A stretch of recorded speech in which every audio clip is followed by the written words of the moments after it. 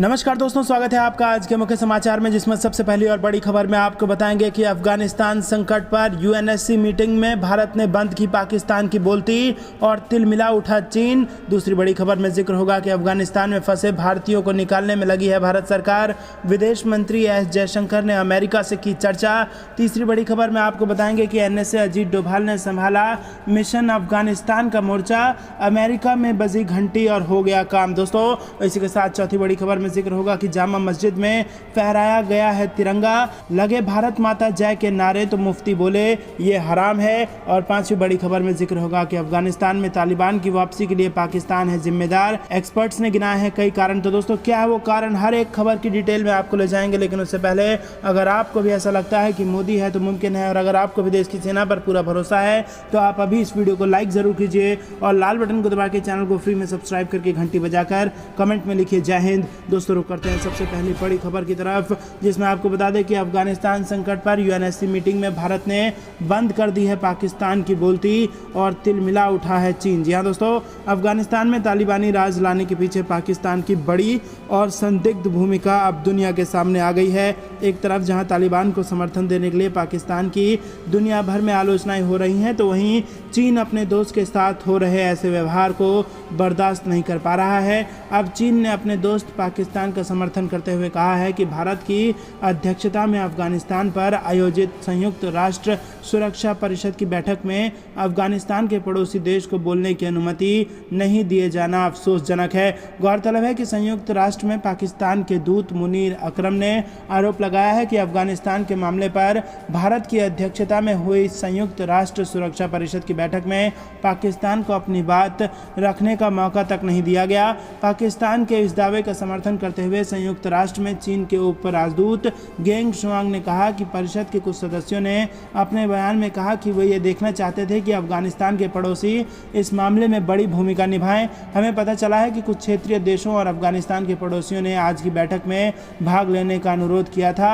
यह अफसोसजनक है कि उनके अनुरोध को स्वीकार ही नहीं किया गया। तो दोस्तों, भारत ने यूएनएससी में पाकिस्तान को अफगानिस्तान के मुद्दे पर बोलने ही नहीं दिया, बेइज्जती कर दी पाकिस्तान की, और इसके बाद तिलमिला गया चीन और बौखलाहट निकाल दी है चीन ने। रुक करते हैं अगली बड़ी खबर की तरफ, लेकिन उससे पहले अगर आप भी भारत सरकार के इस काम से खुश हैं तो वीडियो को लाइक करके ही आगे बढ़िएगा। आपको बता दें कि अफगानिस्तान में फंसे भारतीयों को निकालने में लगी है भारत सरकार। विदेश मंत्री एस जयशंकर ने अमेरिका से की है इसको लेकर चर्चा। जी हाँ दोस्तों, अफगानिस्तान में तालिबान के कब्जे के बाद से ही हाहाकार मच गया है। हजारों लोग देश छोड़कर जाने के लिए काबुल एयरपोर्ट पर भीड़ जमाए हुए हैं। ऐसे में ही कुछ भारतीय भी वहां फंसे हुए हैं जो मदद के लिए भारत सरकार की तरफ देख रहे हैं, और सरकार उनकी हर संभव मदद करने के लिए तैयार है।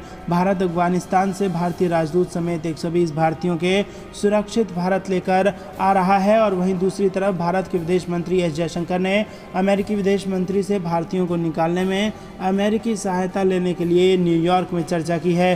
भारत काबुल से अपने नागरिकों के दूसरे जत्थे को निकालने के लिए पूरी तरह तैयार है। अमेरिकी विदेश मंत्री ने जयशंकर को नागरिक उड़ानों के माध्यम से भविष्य में निकासी में पूर्ण समर्थन का आश्वासन दिया है। भारत के विदेश मंत्री एस जयशंकर ने अमेरिका के विदेश सचिव एंटनी ब्लिंकन के बीच अफगानिस्तान के मुद्दे पर चर्चा की, और उसके बाद उन्होंने ट्विटर पर ट्वीट कर कहा कि एंटनी ब्लिंकन के साथ अफगानिस्तान की हालिया घटनाओं पर चर्चा की, काबुल में हवाई अड्डे के संचालन को बहाल करने की तत्कालिकता को रेखांकित किया, और मैं इस संबंध में चल रहे अमेरिकी प्रयासों की गहराई से सराहना करता हूं। उन्होंने अमेरिका के विदेश मंत्री एंटनी ब्लिंकन के साथ अफगानिस्तान में ताज़ा घटनाक्रमों पर भी चर्चा की और कहा कि हमने काबुल में हवाई अड्डा संचालन बहाल करने की अत्यधिक आवश्यकता पर बल दिया है। हम इस संबंध में अमेरिकी प्रयासों की बहुत सराहना करते हैं। तो दोस्तों, भारत और अमेरिका अफगानिस्तान में से पीड़ितों को बाहर निकालने में लगा हुआ है। भारत भी अपने फंसे हुए नागरिकों को निकालने के लिए दिन रात एक करके वायुसेना की मदद से ये काम कर रहा है। रुक करते हैं अगली बड़ी खबर की तरफ। एनएसए अजीत डोभाल ने संभाल लिया है मिशन अफगानिस्तान का मोर्चा, अमेरिका में बजी घंटी और हो गया काम। जी हाँ दोस्तों, अफगानिस्तान में स्थिति काफ़ी खराब है और हर देश अपने नागरिकों को बाहर निकालने में लगे हुए हैं। भारत में भी सैकड़ों नागरिक अफगानिस्तान के अलग अलग इलाकों में फंसे हुए हैं, और सोशल मीडिया पर कई ऐसी वीडियो वायरल हो रहे हैं जिसमें लोग भारत सरकार से बचाने की गुहार लगा रहे हैं। इन सब के बीच भारत के national security adviser Ajit Doval ने मिशन अफगानिस्तान का मोर्चा संभाल लिया लिया है। आखिर अजीत डोभाल ने कैसे अफगानिस्तान में फंसे भारतीय अधिकारियों को बाहर निकाला, ये हम आपको बता दें कि समाचार एजेंसी ANI की रिपोर्ट के मुताबिक भारत के national security adviser Ajit Doval ने खुद अफगानिस्तान से भारतीयों को सुरक्षित लाने का मिशन अपने हाथों में ले लिया है और इसके लिए उन्होंने कल अमेरिका के NSA जैक सुलिवन से फ़ोन पर बात की है। दरअसल काबुल में भले ही तालिबान का कब्जा हो गया हो, लेकिन अभी भी काबुल एयरपोर्ट अमेरिका और तुर्की फ़ौजों के हाथ में है और अमेरिका की मर्जी से ही काबुल एयरपोर्ट पर अब विमान उतर रहे हैं। ऐसे में अजीत डोभाल ने अमेरिकी NSA को फ़ोन किया था, जिसके बाद काफ़ी तेज़ी के साथ भारत ने अपने अधिकारियों को बाहर निकालने के लिए रेस्क्यू ऑपरेशन शुरू कर दिया है। रिपोर्ट के मुताबिक कल भारतीय NSA अजीत डोभाल के फ़ोन करने के बाद फ़ौरन अमेरिकी सुरक्षा विभाग हरकत में आ गया और फिर काबुल एयरपोर्ट की सुरक्षा व्यवस्था संभाल रहे अधिकारियों को भारतीय अधिकारियों को रेस्क्यू करने के निर्देश दे दिए गए। रिपोर्ट के मुताबिक अजीत डोभाल ने जैसे ही अमेरिका NSA को फ़ोन किया, ठीक उसके बाद काबुल एयरपोर्ट पर अमेरिकी सिक्योरिटी जोन में मैसेज भेजा गया कि वो भारतीय विमानों को रेस्क्यू ऑपरेशन के लिए जगह उपलब्ध करवाएं, जिसके बाद भारतीय विमानों को रेस्क्यू ऑपरेशन चलाने के लिए रनवे उपलब्ध करवाया गया है। इसके साथ ही भारतीय C-17 एयरक्राफ्ट को भी काबुल एयरपोर्ट पर लैंडिंग की इजाज़त दे दी गई है। दोस्तों, अमेरिका ने फिर से दिया है भारत का साथ। अजीत डोभाल ने अमेरिका के NSA को फ़ोन लगाया और कहा कि हमें अपने अफसरों को निकालने के लिए वहाँ पर जगह दी जाए और उसके बाद ताबड़तोड़ एक्शन करते हुए भारत ने बड़ा काम करके दिखाया। रुक करते हैं अगली बड़ी खबर की तरफ। जामा मस्जिद में फहराया गया तिरंगा, लगे भारत माता के जय के नारे, तो मुफ्ती बोले ये हराम है। जी हाँ दोस्तों,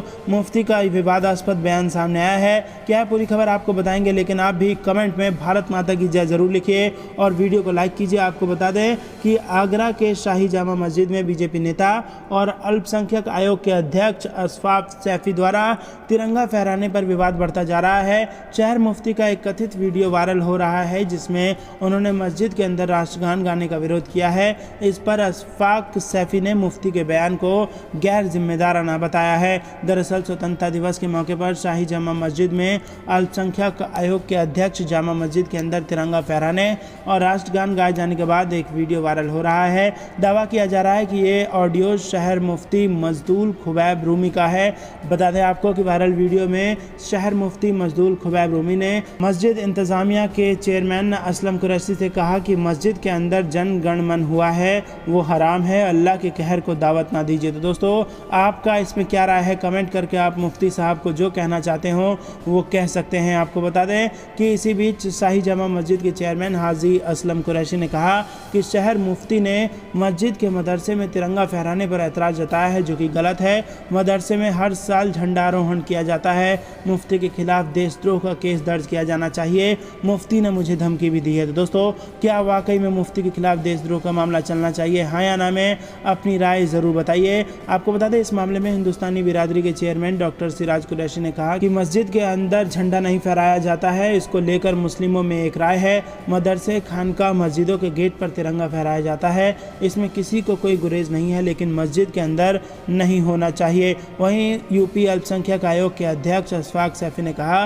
कि शहर मुफ्ती का तिरंगा फहराने का विरोध लगता है। जंगे आज़ादी की लड़ाई हिंदू, मुस्लिम, सिख, ईसाई सभी ने मिलकर लड़ी थी और शहर मुफ्ती का बयान गैर जिम्मेदाराना है और उन्हें इसे वापस लेना ही चाहिए। बताया जा रहा है कि ऑडियो वायरल होने के बाद से ही मजदूल खुबैब रूमी अंडरग्राउंड है। दावा यह भी है कि रूमी को शहर मुफ्ती पद से भी हटा दिया गया है, लेकिन अभी इसका आधिकारिक ऐलान नहीं हुआ है। तो दोस्तों, मुफ्ती ने दिया विवादास्पद बयान और उसके बाद हो गए अंडरग्राउंड। रुक करते हैं अगली बड़ी खबर की तरफ। अफगानिस्तान में तालिबान की वापसी के लिए पाकिस्तान जिम्मेदार, एक्सपर्ट्स ने गिनाए कई कारण। जी हाँ दोस्तों, क्या है कारण, आपको एक एक कारण बताएंगे, खबर में अंत तक बने रहिए। लेकिन उससे पहले आप हमें बताइए, क्या पाकिस्तान इस बर्बरता के लिए जिम्मेदार है, हाँ या ना में अपनी राय बताइए। दोस्तों, आपको बता दें centre of political and foreign affairs के अध्यक्ष फैबियन बेसार्ट्स ने कहा कि अफगानिस्तान के नागरिक देश की मौजूदा स्थिति के लिए पाकिस्तान को दोषी ठहरा रहे हैं, क्योंकि उसने तालिबान को शरण दी थी। टाइम्स ऑफ इजराइल में बेसार्ट ने लिखा है कि 2001 में संयुक्त राज्य अमेरिका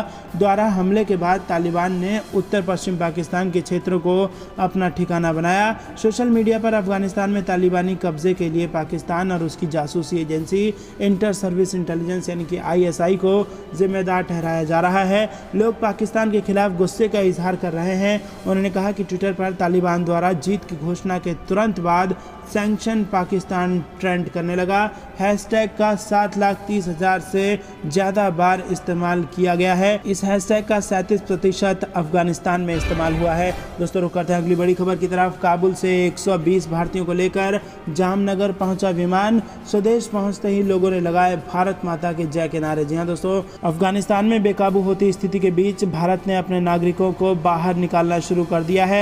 मंगलवार सुबह भारतीय वायुसेना के विमान ने करीब 120 भारतीयों के साथ काबुल से उड़ान भरी और अहम बात यह है कि भारतीय राजदूत रुदेंद्र टंडन भी अब भारत वापस आ गए हैं और ये विमान भारत के जामनगर में लैंड हुआ है। दोस्तों आपको बता दें कि भारतीय वायुसेना का C-17 विमान मंगलवार सुबह काबुल से रवाना हुआ था। इसमें भारतीय दूतावास के कर्मचारी, वहां मौजूद सुरक्षाकर्मी और कुछ भारतीय पत्रकारों को वापस लाया गया है। गुजरात के जामनगर पहुंचने पर इस विमान का स्वागत किया गया। अफगानिस्तान से वापस आए लोगों को माला पहनाकर उनका स्वागत हुआ।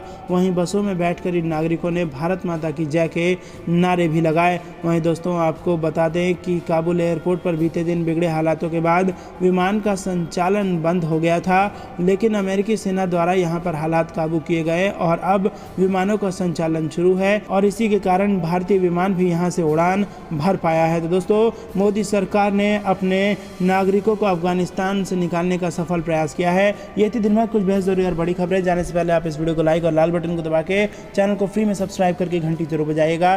देख रहे थे आपका अपना चैनल द इंडियन टीवी। जय हिंद, जय भारत।